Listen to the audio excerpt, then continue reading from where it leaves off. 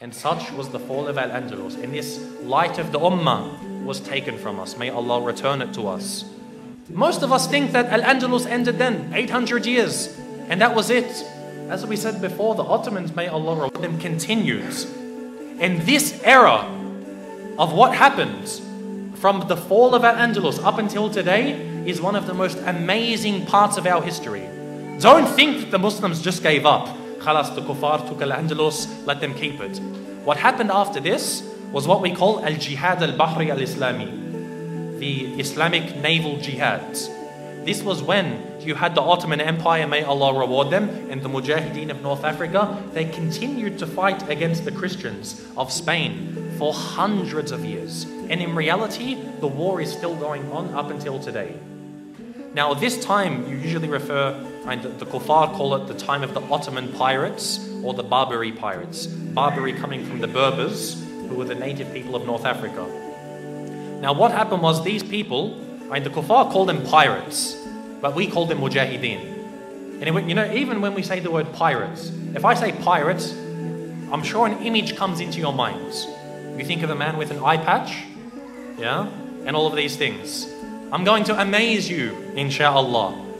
This image of a pirate was taken from a Muslim.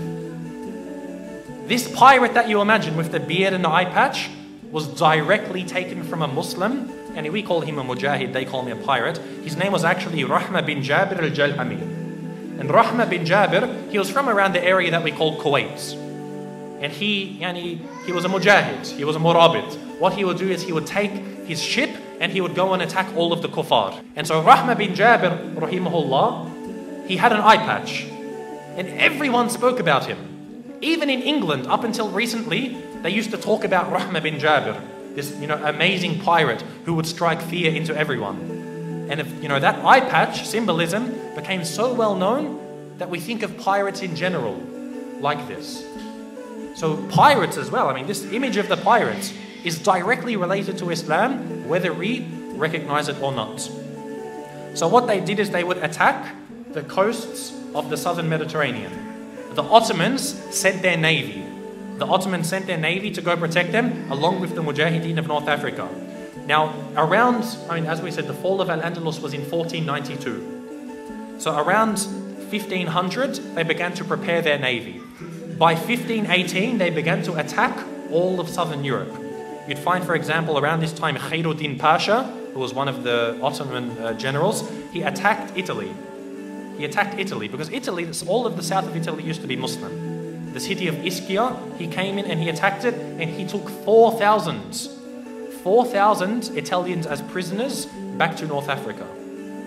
Imagine this. On his ship, goes in, attacks the city and takes 4,000 of their men. This is a large number, and took them back as slaves to North Africa. In 1551, Turgut Reis, he went into Malta, and there's an island in Malta called Gozo. He actually took the whole city, the whole islands. Every man, woman and child. The entire island went from a population of thousands to 0 overnight. The whole population was taken away and brought back to North Africa, subhanAllah. This was the power that the Ottoman Navy had. Nobody could stand up to them. They couldn't even defend themselves against them. Nobody could touch a single piece of the Ottoman Empire in that time. They just had to get attacked and accept it. Now, this leader, subhanAllah, he actually took all of them back to Libya. He attacked Corsica, which is in France, Minorca in Spain, and a lot of southern Spain and France and Italy. And in 1563, he did something amazing. He actually began to reconquer parts of Al-Andalus. As I said, most of us, we think Al-Andalus ended in 1492. In 1563, he actually reconquered the city of Cordoba. He actually retook the city of Cordoba. He began to reconquer Spain. SubhanAllah, many of us, we don't know about this. We've never even heard about how they began to try to retake Spain and why it's a duty upon us to take this. And from Cordoba, even though he was pushed out, again, he took out 4,000 of their men as prisoners. And at this time, subhanAllah, so many people wanted to join the Ottoman Navy. You'd find, especially from Netherlands, the Dutch, so many of them joined them and they actually embraced Islam. There was one very, very famous man. His name was Yan Yansun, and he changed his name to Murad Rais.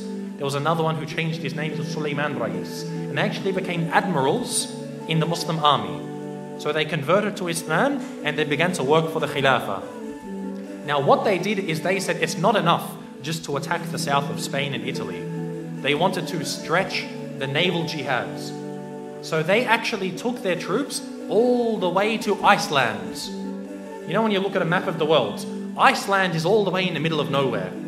Even Iceland was attacked by the Ottoman Empire. Again, this flies in the face of anyone who says the Muslims did nothing for Al-Andalus. The Ottoman Empire did nothing. Not only did they attack them, they even tried to conquer Iceland. Not even just Iceland, even Ireland, subhanAllah. I was amazed to hear that my mother's actually Irish background, she comes from a city called the city of Cork.